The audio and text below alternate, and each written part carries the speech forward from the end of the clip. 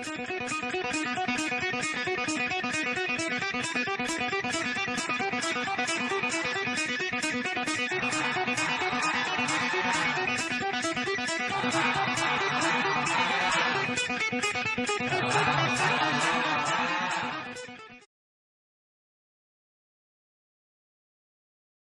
right, guys, so we've all heard of Calvin's Corner, but today on the James McIntyre channel, we're at BJ's Corner.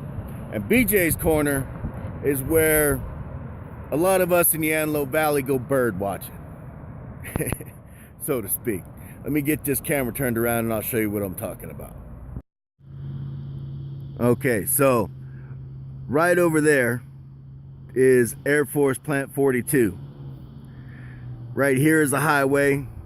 Right next to the highway is some railroad tracks and a fence. And then on the other side of that is Air Force Plant 42. And we watch airplanes take off from Air Force Plant 42. It's pretty cool, something to do. But we love our airplanes out here in the Antelope Valley. And I got some pictures of some of the birds that we've seen. And I'm gonna show them to you right now. So stand by and enjoy.